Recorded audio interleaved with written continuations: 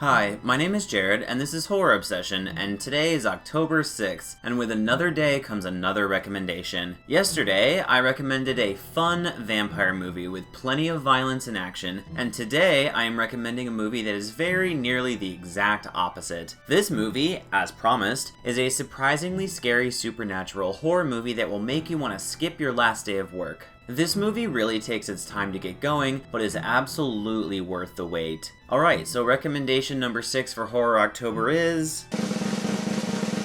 The Innkeepers, 2011, written and directed by T. West. Don't let the low IMDb rating fool you. This movie is well worth your time if you are willing to accept that not all horror movies need to be big, flashy, campy gore fests. Not saying there's anything wrong with that, in fact those are some of my favorite movies, but sometimes it's good to watch something a bit more understated. Movies like The Innkeepers are best watched by yourself, in the dark, and focused entirely on the movie and off your phone. If you do that, I guarantee you enjoy the ride. Alright, so what's the setup? The Innkeepers follows our two leads, Discount Bill Burr and thrift store Reese Witherspoon, who work at a fading hotel. The hotel is doing so poorly, in fact, they are closing down soon, and our duo is working one of their last shifts. They are both very grounded, realistic characters, and the start of the movie spends the time to let us get to know them. Discount Bill Burr is cynical, realistic, and is starting a supernatural website to try and cash in on the supernatural craze.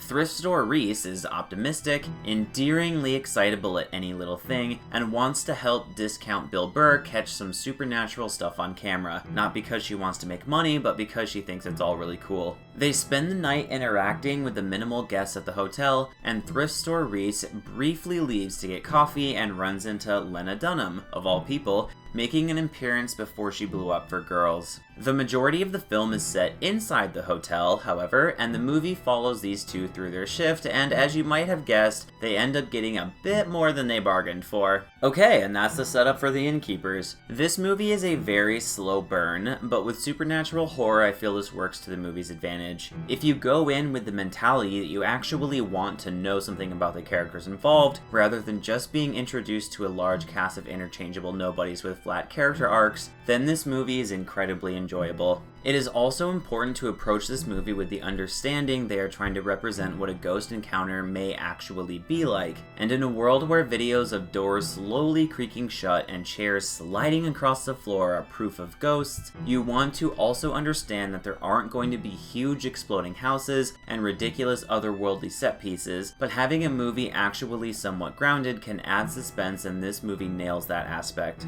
The sound design is also amazing and really carries the movie, as well as great performances from Discount Bill Burr and thrift store Reese Witherspoon. Alright, and that's recommendation number 6 for Horror October, and check back in tomorrow for number 7, a movie set in high school and about conformity, rebelling against authority, and doing drugs as a means of social group induction.